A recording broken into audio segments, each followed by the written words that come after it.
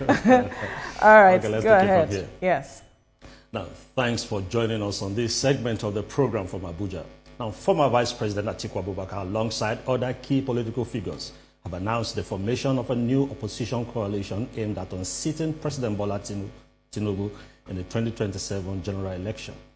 The announcement was made in Abuja, where Mr. Atiku was flanked by former Kaduna State Governor Nasir El-Rufai, Labour Party spokesperson Yunus Atanko, and former Deputy Speaker of the House of Representatives, Emeka Ehediah. The opposition leader strongly condemned President Tinubu's recent declaration of a state of emergency in Rivers State, which led to the suspension of elected officials, including Governor Sim Fubara and Deputy Governor Ngozi Udu. Atiku Abubakar described the action as unconstitutional and an overreach of presidential powers, calling on Nigerians to reject it. Atiku Abubakar accused President Tinubu of failing to follow due process, arguing that the Nigerian constitution does not empower the president to remove a sitting governor. Atiku accused the federal government of using the crisis in Rivers State as a pretext for political control. In his words, rather than allowing the law to take its course, the federal government has engineered a crisis to justify this obvious, premeditated and brazenly cynical, unconstitutional action. Atiku also referenced past administrations that declared emergency rule in conflict-ridden areas without removing governors, arguing that Tinubu's decision represents a new low for the country. And for more exhaustive conversation on the subject matter, we are being joined by Jean Monette, Professor of Strategy and Development at the Commonwealth Institute of Advanced Professional Studies, and Toli Kila. It's good to have you on the program, Professor. All right, and also joining us on the program live in the studio is the convener of the alternative, Showunmi. Thank you for joining us again on the program. Nice to see you both. It's good to see you too. Well, let's start the conversation. And this political coalition is generating a lot of interest, but most people do not trust the process, including the people that make up this coalition. How can the trust deficit be addressed? And also, will you blame Nigerians for expressing doubts? I think that if you have looked at our country over the years and you've had the benefit of following the headlines for close to 20, 30 years, you'll find out that we have to accept that we're generally very cynical. We're very critical people. If you gather the headlines of all the countries in the world and gather that of Nigeria, you will know that no, we like to criticize our leaders. In fact, we like to criticize everything. So that can explain the cynicism. But I'll tell you very strictly, for us to be in a democracy, it has to be the idea and the thinking of both the citizens and the politicians that democracy survives on an idea that at least there's an alternative viewpoint, mostly encapsulated by opposition. I have always said, opposition does not mean you are angry, you are vengeful. It just means that the robustness of decision, even for the one in power, requires the flip side of ideas. In that regard, the first thing I need to say is that there is nobody in Nigeria in the last 27 years that has demonstrated that indeed he is a material in opposition than Atiku Abubakar. When Obasanjo was in government, notwithstanding the fact that he was a part of that government, he opposed when he felt certain things needed to be opposed. When he joined the APC to form their government, in less than a year, he opposed when he felt this is the right thing to do.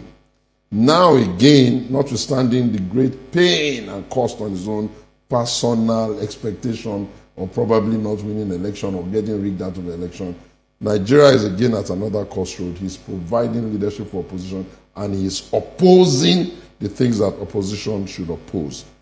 I am not by this comment saying that he is infallible. I don't do that type of nonsense.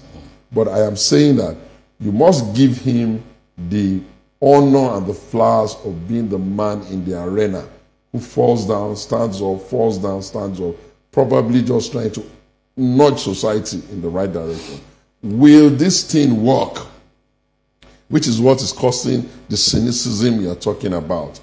The question that then needs to be flipped is, what alternative do we have if it appears as if the ruling party, especially under President Tinubu, is acting in a manner that gives every decent citizen this scary proposition that do we have a civilian dictatorship at play, and are all the other levers in society actively collaborating with sane? People would have been a little bit, okay, look, guys, don't start disturbing us, if we had had a fairly robust, independent, and more engaging National Assembly. But if the National Assembly seems to be such a bunch of dancing poodles, you know what a poodle is? A poodle is a small dog that rich people carry about that wags his tail. It doesn't bark, it doesn't scream, it doesn't scratch, it doesn't pull the president back. So we're in a situation where right now, the organized political parties, and now I'm a proud PDP man, Labour, NNPP, all seem to be having some kind of internal issues that they are struggling with. Okay. There's a lot of, 1 second, there's a lot of rumor that, oh, maybe, I don't agree, but people believe that maybe there is a big hand somewhere manipulating. So under these circumstances, whatever you see opposition try to do, remember that however you may have an opinion or whether for or against, remember that without that effort, you will be in a civilian dictatorship, and citizens of Nigeria can handle that. Okay, Mr. Shegun, let's look at it this way. Let's go a bit historical. I think one reason why a lot of Nigerians are expressing a lot of doubt about this coalition is they are just in 1979, for instance, okay,